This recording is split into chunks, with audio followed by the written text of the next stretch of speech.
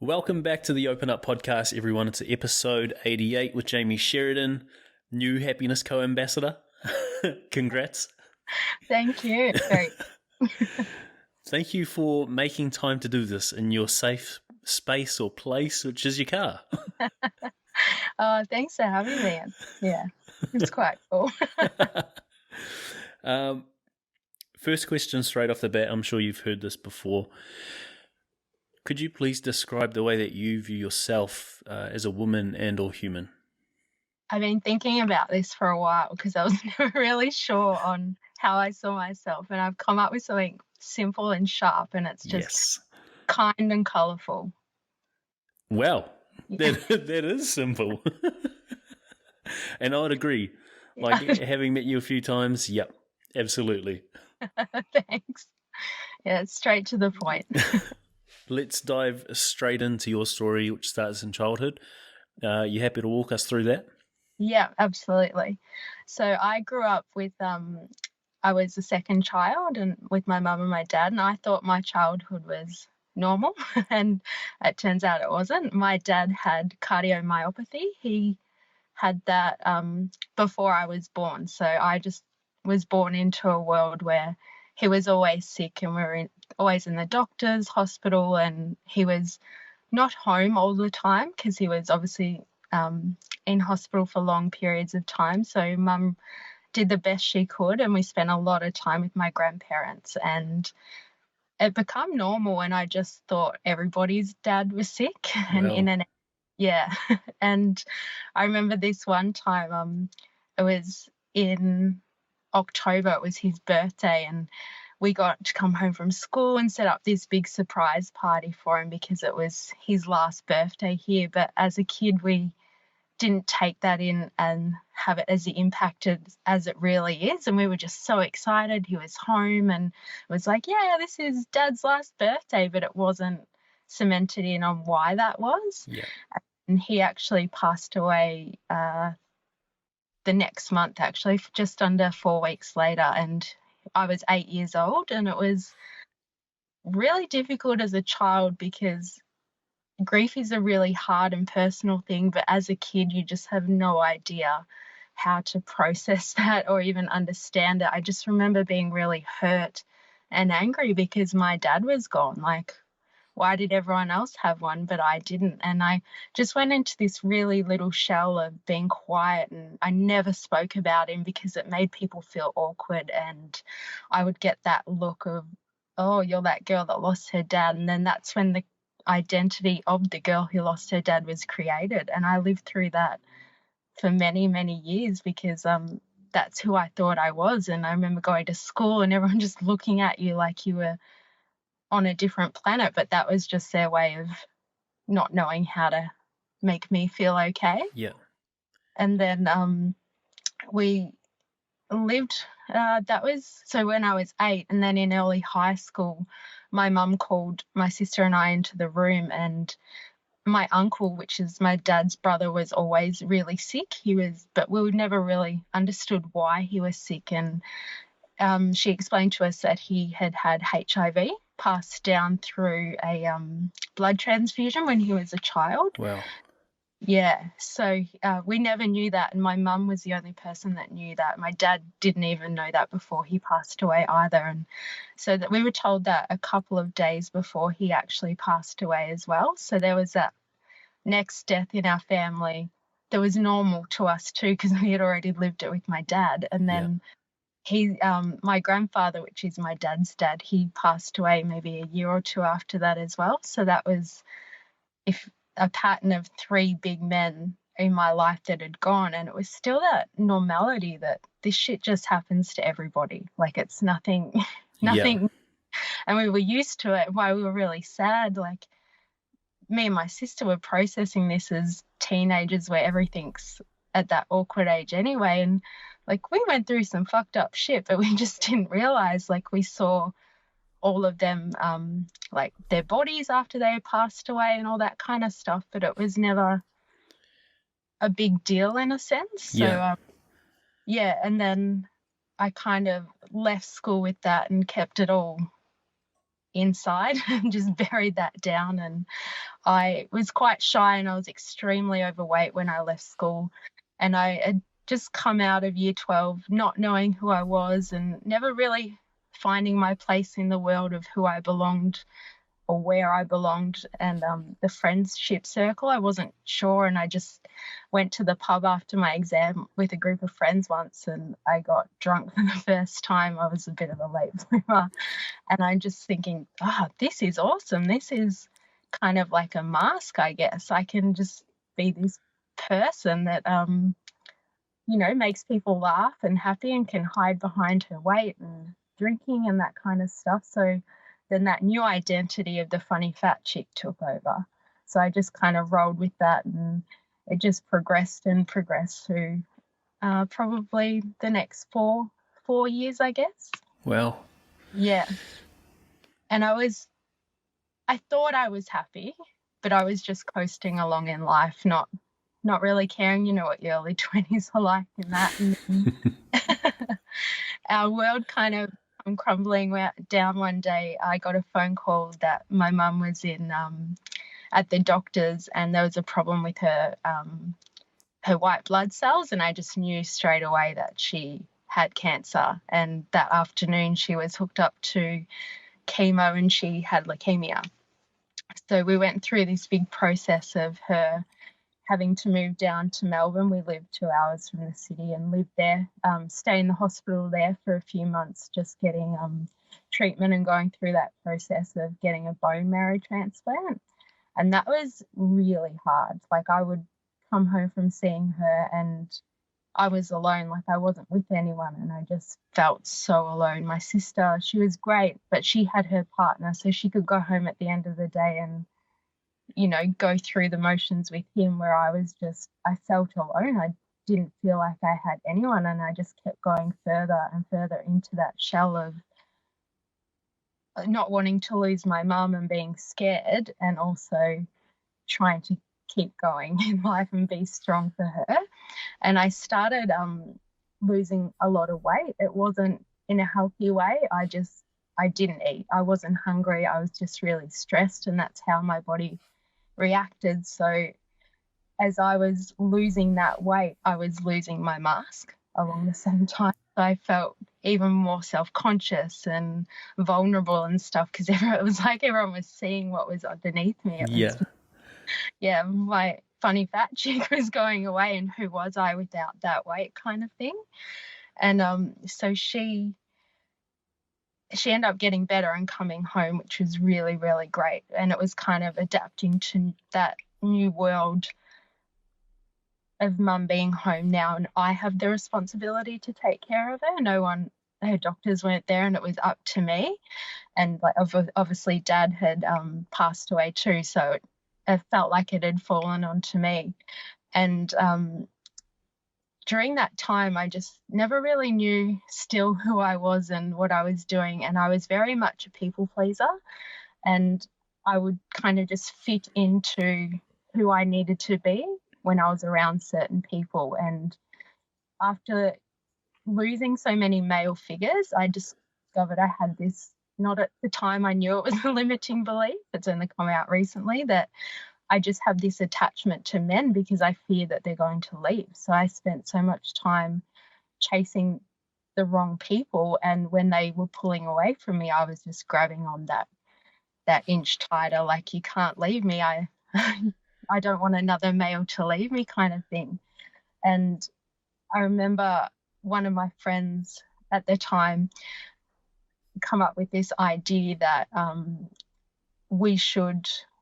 I should give him blowjobs to strengthen our friendship. And at the time, I'm just like, this is what I have to do to keep this person in my life.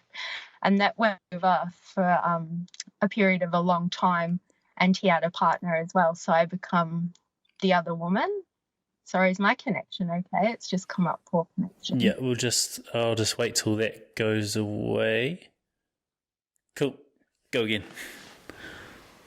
Okay, I have to remember where I was. You were at the point where that's what you had to do to keep him in your life. Yeah, so I agreed, and by no means did he force me into it or anything like that. I just thought that's what I have to do to keep this person in my life. And it went on for a long time.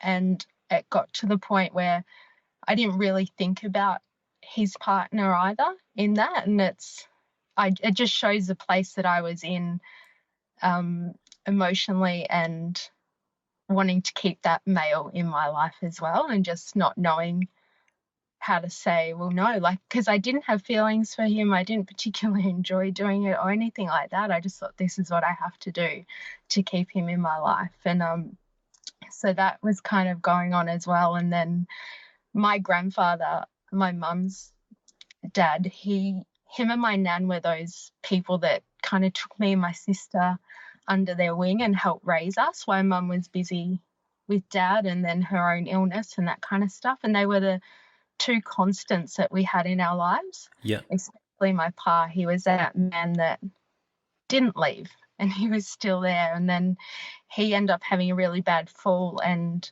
moved into a nursing home, and he passed away not long after. And my light had been flickering in my life, just trying to keep going through. And that moment that he passed away, it went black. There was just darkness, and I was broken and numb, and I just couldn't see how I was meant to keep going with my life while this man wasn't here anymore.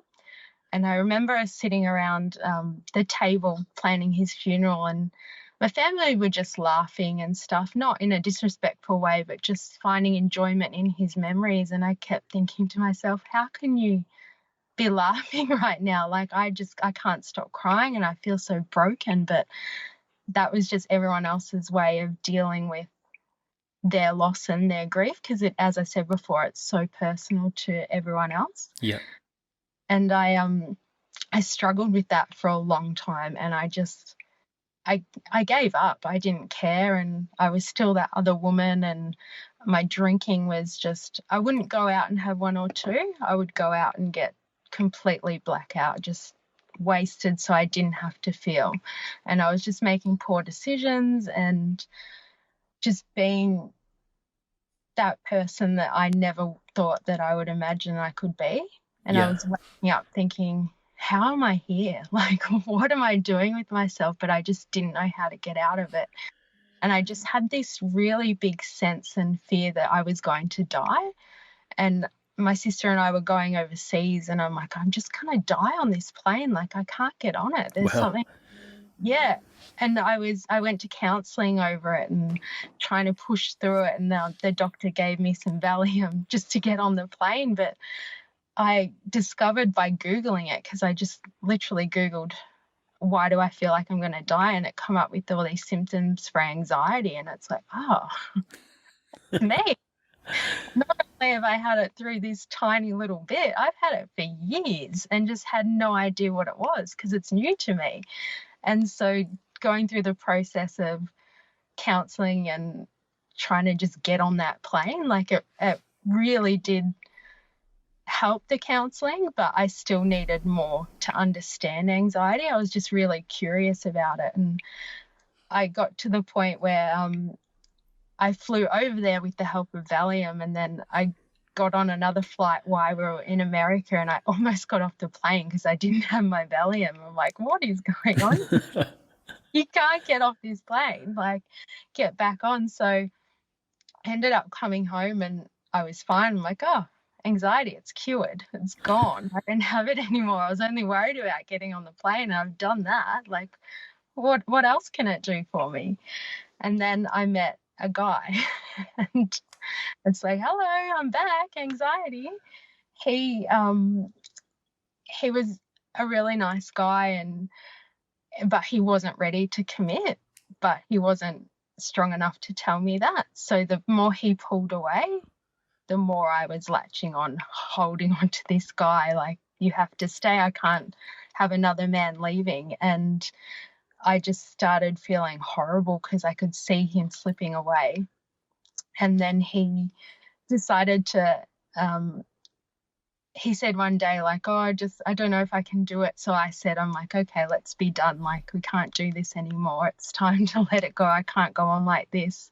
And I felt really good about it. And then about a month later, he contacted me again saying that he was in love with me and that's why he pulled away so much. So I'm like, oh, this guy is back. You know, I can forgive all the other stuff he's done because he's back now. And I was planning on going to see him, and that morning I found out that my nan passed away. So I had this big thing in my head that, oh, nan sent me this guy back, you know, like she's trying to make sure I'm okay by sending him to me, and that wasn't the case at all. So I was trying to deal with my nan passing away, and also this guy who was still making me feel not great about myself. He just was very in and out, and he only ever was in for a little bit of time and more out a lot of the time. So he just made me feel so unwanted and unworthy, and just like, but I still in myself was like, okay, I'm going to settle for this because this is all I'm going to get. So I just took it on board and said, okay, you just have to do it. And like, I remember he told me he loved me and then took it back about 5 minutes later. Wow. But I was just like, this is all I'm going to get. I have to think that that's okay. And I knew it wasn't, but I wasn't ready to admit it. And we ended up ending things not long after, and that just sent me further and further down. I was just miserable. I had nothing about me that I thought was lovable, and I just felt alone and numb and just completely blank. I was living each day just living. I wasn't going out there and doing stuff with my life. I was just going through the motions of it all. And I remember during that time I needed something positive in my life, and I just searched happiness in my Facebook search bar, and because I'm like, positive quotes or something just to pop up, and happiness code come up, and then I started liking them and engaging with them a little bit, and I'm like, I don't know what this is, but this is kind of cool. And I've never done anything personal development wise whatsoever. And then I reached out to Robbie about their podcast, and he's like, you should do this challenge. And it's like, okay, I don't know what it is, but I'm going to do it. And just realizing how much stuff that I had to work on in that short amount of time. Like, whoa, what is personal development, and why haven't I been doing it like for years? It's crazy, all the stuff that just come out from that, and then it's all pieced together piece by piece, like how I formed attachments to people and why I formed attachments, and it's just blown my mind in the last 16 months of what the hell have I been doing? That's awesome, buddy. Before we get into all of that and speak about all the goodness within Happiness Co and what you've learnt, I've got a few questions from that story. The first one is, knowing that your dad was sick a lot of the time and your mum having to look after him, do you think that you modelled your behaviour and the way that you viewed relationships off of that? Yeah.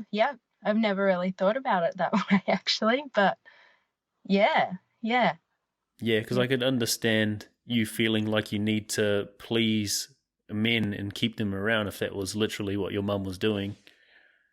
Yeah, as I said, my mind's just kind of blown. That's I need to unpack that one, but yeah. You don't realize what you take on as a child. Yeah. Absolutely.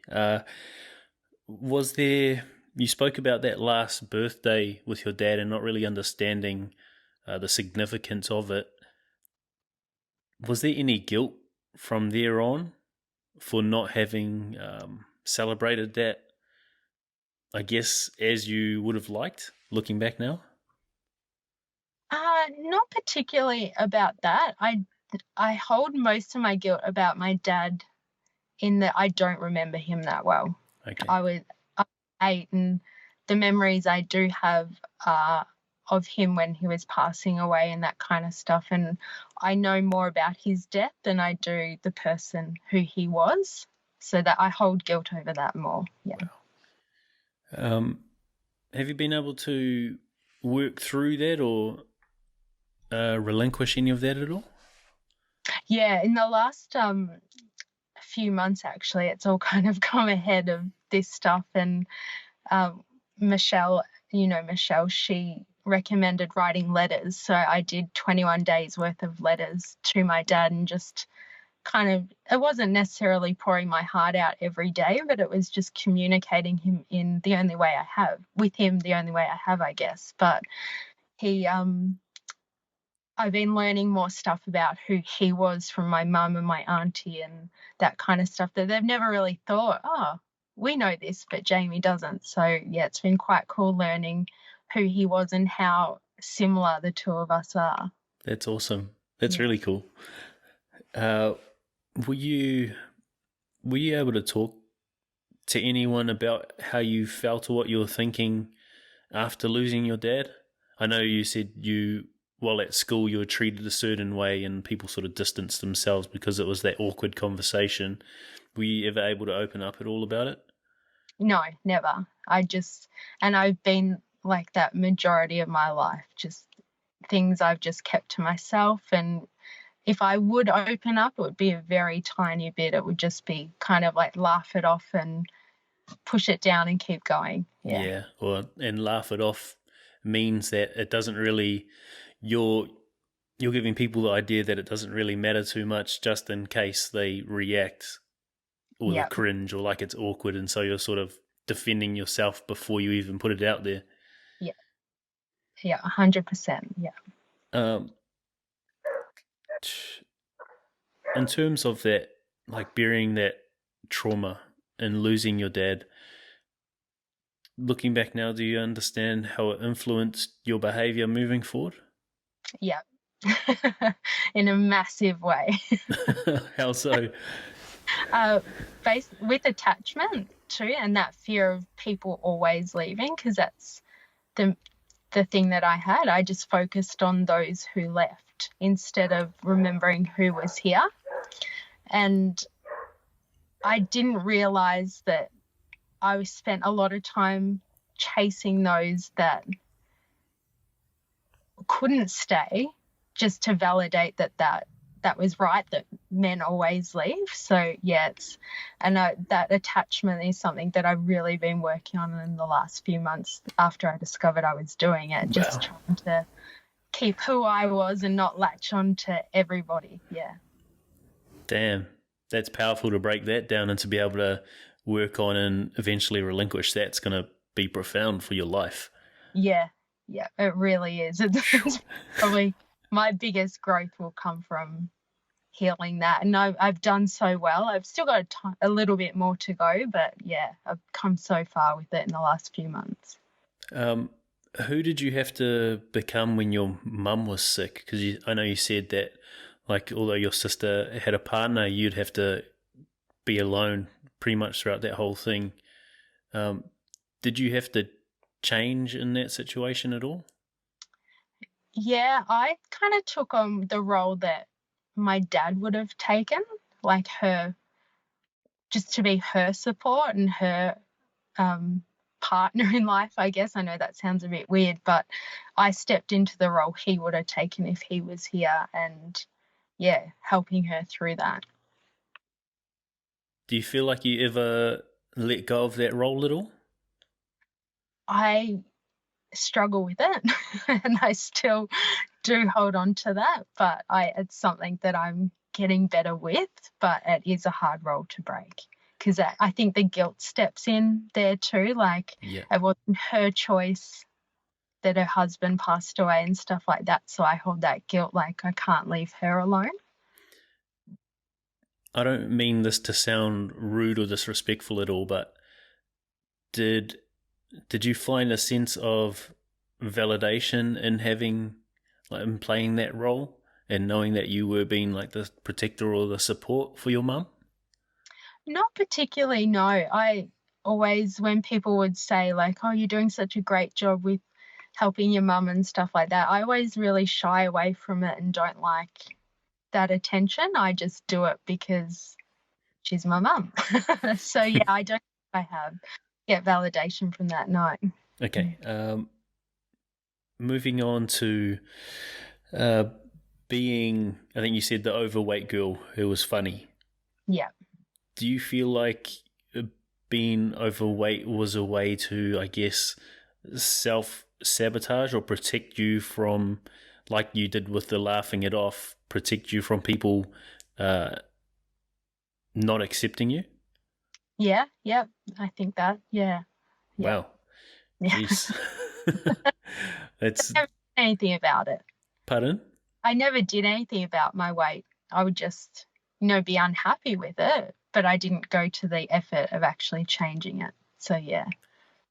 Did you ever feel like you were enough at that point? Or had you ever felt like you were enough up until then? No, never. Never. Well, Yeah. do you have an understanding of why? I think I just never really gave myself the attention to think that I was enough. Yeah. Okay. And so moving on to when you said you start sort of chasing men that were probably the wrong men to chase, what sort of men were you chasing? Just ones that weren't after anything long term, and just, like wanted a quick one night stand or something like that, or weren't emotionally ready and all that kind of stuff. And I feel that I was chasing them because I didn't think I was good enough to get somebody that I deserved. Well, that's powerful. Yeah. And if you had spent time with people, or you grew up with your dad who was sick, who was on the verge of going, and then eventually did at 8, and then your mum did the same, it's only natural that you attract that same stuff back into your life as you grow older, if you haven't acknowledged and relinquished that. Yeah, exactly. Yep.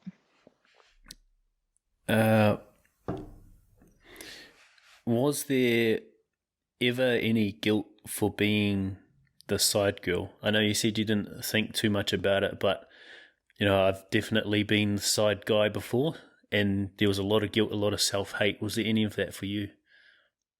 At the time, no. And it did happen a long time ago, and it stopped a while ago, like a long time ago as well. But it's only been recently when I've started changing my life for the better, where I've realized, like, what have you done? Like, I always pushed it, that's his side of the story to deal with and not mine. And it's like, no, Jaimee, you take responsibility for what you done. You made a choice to do this and you didn't care at the time, but, you fucked up. You should have said no. So knowing that you feel that way now, how have you, I guess, been dealing with that, processing that?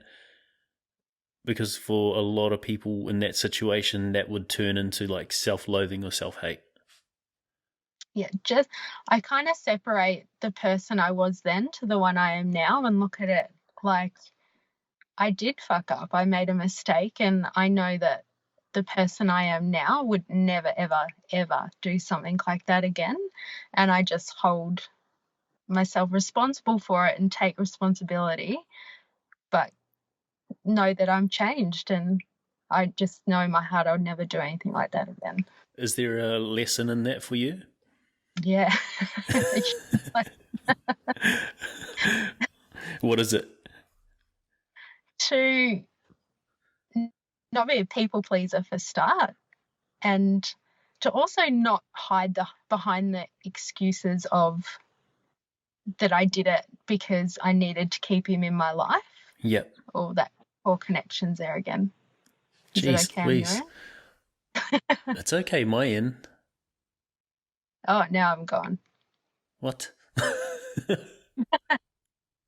It's good my end now. Is it good your end? Yep. Yeah. So just not hiding behind that excuse that, you know, of all the other bullshit, like I'm fearing he's going to leave and all that, and just to own my mistakes, and also a lesson in not being so hard on myself about those mistakes that I've made too. That's powerful. That is, because it's, for a lot of people in that position, it'll be easy to hide behind something like that, like an underlying or driving, motivating factor behind that sort of behavior. So that's powerful, and it's just going to help you relinquish that as well. Yeah. All right. Now, I think you said you weren't able to, I guess, express yourself when you lost your dad. You were alone for most of the time and had to be the supporter, the protector for your mum while she was sick.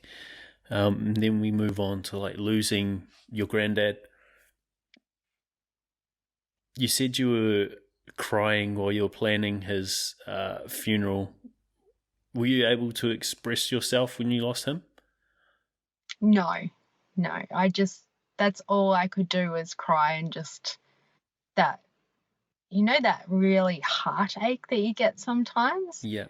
It was like that. I was just broken. I just couldn't, like, of course my mum and family knew that I was really upset, but the extent of it, I don't think that they understood, because I just couldn't express that.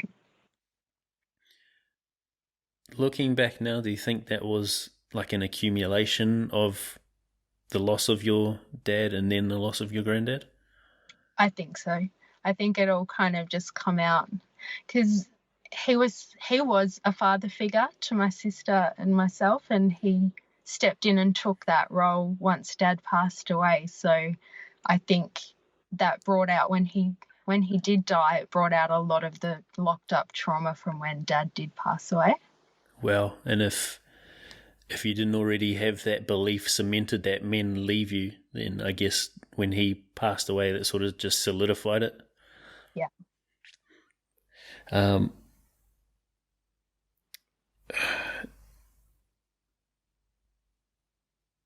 Anxiety, fear.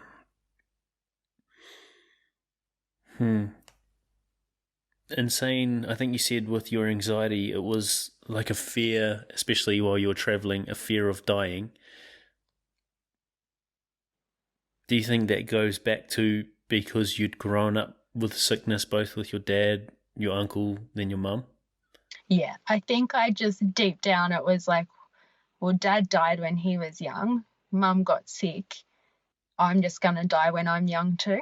And just being around that death so often and frequent during my childhood, I think it just latched on and come out in I'm going to die on a plane kind of scenario. Looking back at your childhood and knowing that sort of anxiety come up while you're traveling, can you see any behavior or any sort of anxiety throughout your life up until that point? Oh, yeah. I had it for years. Really? And just I had no idea, because it was never really spoken about anxiety or depression in my immediate circle and that kind of stuff. And I just had no understanding of what it actually was. And when I started reading it, it's like, whoa, I felt like this for a long time. And I just put it down to nerves. Like, I'm nervous. It's like, no, that's anxiety. And yeah, I can't remember a time when I didn't have it. Wow. And how would that anxiety manifest for you? Was it only ever catastrophizing and like fearing you're going to die? Yeah, just everything was, if my sister was running late or something, she's had a car accident, like it's never like she just had to run back and grab something. It was always that instant, like, huge drama. Something's gone wrong. Yep. Yeah. I was exactly the same. My dad was a cop, and any time he was like 5 minutes late home, it was like, oh my God, he's been shot. Yeah. It's crazy. It is. Yeah. Okay. So in moving on to when you're now with this guy who's saying he loves you and taking it back, and he's like quite often pulling away. What story were you telling yourself about him pulling away? That um just like, why would he love me? Like, why would he want to be with me? This is the validation I need to say, yep, I knew it's about time he was going to leave. Of course he was going to leave. They all leave, kind of thing. So it's just validating that Wow. belief that I had. Yeah. If you had that sort of underlying belief and that um, it sort of validated that him pulling away. When he pulled away, did you feel like you needed to please more to keep him? Yeah. Yeah. I was like becoming a person that I knew I wasn't, like tolerating behavior that, he's a nice person and stuff like that. But now I'm out of it. I can look back and think, I didn't even really like him in that way. I just thought that that's the best I was going to get. Like, we would go out and he would be this person that I'm just like, oh, I don't like this quality about you. But it's not a bad thing. That's just who you are and it's not me. But I would say that's okay and, form and change and try and be this person that he wanted me to be just to keep him. Wow. Who were you and who did you have to change into to keep him around? Just it was kind of like his mother.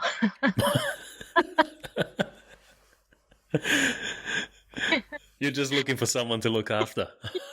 Yeah, that's exactly what it was like. And it's just like, be yourself, man. Like, you don't, and everything was a bit like, everything was a huge drama, like if you get you clothes out the dryer and they're still a bit damp, like it was a huge drama for him, where I'm just like, what?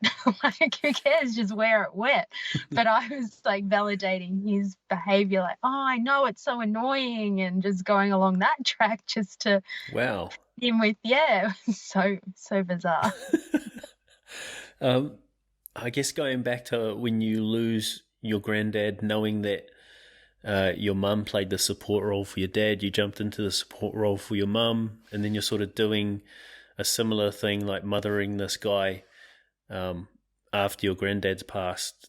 Did you have to, or did you feel like you had to play a support role when he passed away?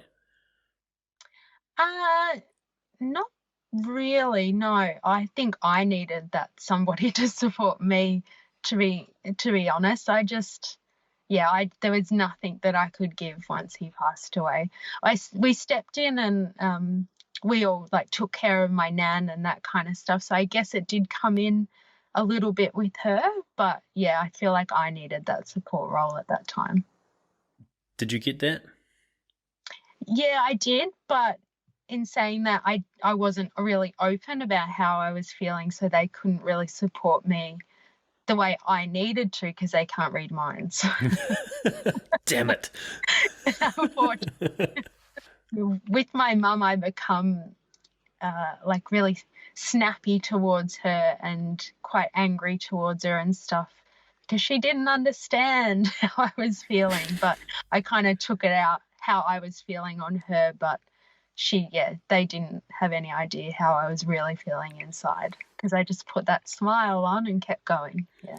Yeah, and if you've been doing that your whole childhood after losing your dad, and I guess having people feel awkward around you when you opened up, then of course you're not gonna want to open up, especially to your family, and especially around your mum, like you've lost someone of that sort of significance.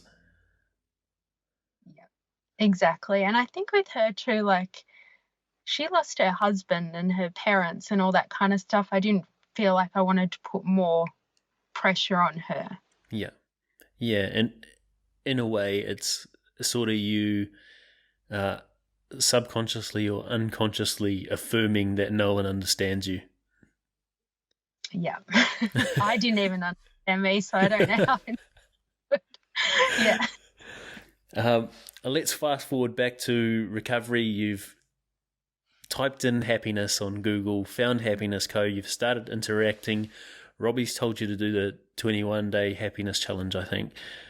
Yeah. What were some of the first things that you went through or activities that you did when you had that sort of aha moment, like, holy shit, this is uncovering something for me? It was probably in the program we do, like, what's your story? Yep. And I started writing about some things, and it's like, oh, I didn't, I get it. Like, when it's in paper in front of you, it's like, oh, you've been through a little bit here. Like, and I think that was when it was like, oh, okay.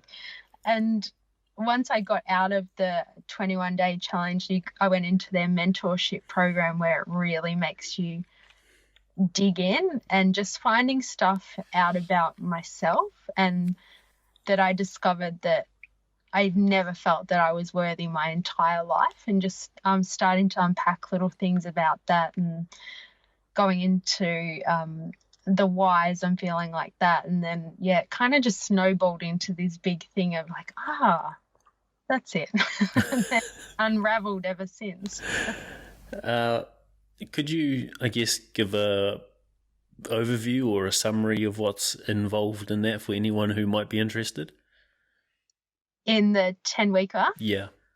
Yeah, it's basically what you do, cover a lot of it in the 21-day challenge, but it just, each homework pillar is a week long, so you really dig into that, and you have Zoom calls where you get to go on with one of the coaches and a group of people and really unpack that week's homework and dig in, and and the connection with other people too. And I'm one that heals by seeing other people heal as well, and you kind of get on the same level and be like, oh, I do that too, and that helps you along the process, and you just have that constant support there where you're not alone, because I did think that for a while, that I was alone in this, but I'm not. And that's one of the things that you touched on before we started, was that a change of environment has been hugely beneficial for you moving forward. And I guess that's what that sort of environment, and interacting with people who are changing their lives, interacting with the coaches, that's what that sort of brings. It brings a sense that no matter how bad your life is, it can change. Yeah, exactly. And you see everybody in that program, and the coaches and Jules, they all have a story, and they've been through some pretty fucked up shit, and then you can see them and where they are, and they still have bad moments as well, but it's about getting those tools where you can learn to get through those much better than you used to years ago, when I would go into my shell. Now it's like, okay, let's deal with this. And just, you're not alone, and having those people there to remind you of that, it's pretty special. That's awesome. You also touched on hypnotherapy. So what did you get out of that?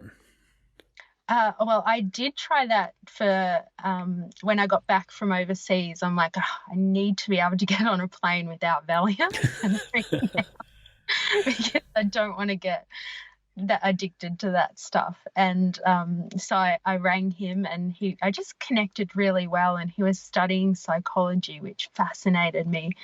And we were in the session, and he's the first person that ever told me that I could change my life. And at that stage, I wasn't ready to do anything with that information, but it was like, oh, okay.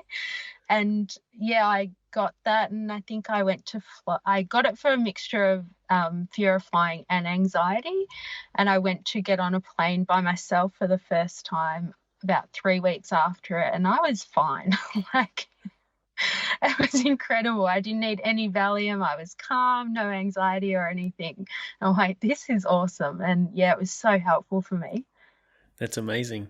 How have you, knowing that you had, I guess, buried everything that you've been through, how have you given yourself permission or allowed yourself to express everything that you go through now? Just by putting my big boots on. And I just always remember to be vulnerable and be open, and those that don't accept me for that or find it weird or confronting. Well, that's just their story and this is mine. They just have to love me for all of it. Okay, I can't skip past that. How have you gone about finding self-acceptance? Because for most people, that is the underlying issue, not feeling like you're enough. I just keep reminding myself. I'm like, just those affirmations in your head and just reminding myself, you are meant, those that are meant to be in your life will stay in your life. And I just always remind myself that and try and break free from that attachment to those that are on a different journey. That's powerful, especially for you knowing that you felt the need to chase men and to keep them in your life. Like, obviously, you had that story since your dad passed away that men leave. Knowing that your dad passed away, you would have told yourself that story over and over again. And that's the only way to get rid of that, is to tell yourself a new story over and over again. And so that's why affirmations are super powerful. And to have one that's specific, I guess, in regards to your certain underlying limiting belief, that's super, super powerful. And that's going to change your life a lot quicker than a vague, broad affirmation would. Yeah, and it's hard. Some days it's just like, this like little negative thing over here, but you just keep pushing and overpower it. But it is hard, but they're the days where you've got to push harder. Yeah. All right, a couple questions and we'll wrap up. Knowing everything that you've been through, knowing that you've met the co now and you've got your tribe, you're changing your life, you got your affirmations, what would you say the quality of your life is like now? It's so different and so much better. Like in the past, like these last 16 months aside, I could only remember probably once or twice where I felt pure joy over the 10 years before that. And just now, I have that feeling back and that color back in my life and that light switch has been turned on and just, yeah, it's incredible. I still pinch myself. Wow. What was that one moment of pure joy? I went to see a psychic not long after my pa had passed away, and I'm really open-minded, but a little bit of me was a bit skeptical. And just that moment after I got out of that, I was like walking down a main street in Melbourne, like rainbows and glitter just spurting from my body of pure joy. And that moment is one of those where I'm just like, I always remember that moment because there weren't many like that. What's your most recent one? My most, when I become an ambassador. Yes. Fuck yeah. And deserved too, because you're an amazing human. Oh, thank you. What are you most grateful for right now? I'm most grateful for my past because it has got me to where I am right now. Cute. That's the best one so far. Last question. If you had the chance to put a message on a billboard where thousands of people would see it every day, what would that message be? I think it would just be something basic like choose joy. I remember someone told me a while ago, if you're struggling to find joy in your own life, find it in other people's lives and then eventually flood into yours. So now it's just choosing joy in every situation. Yeah. That's powerful. And I love the way that you describe that, because where attention goes, energy flows. So 100%, if you can't find joy in your own, find it in someone else's. That's cool. I've never thought of it like that. Exactly.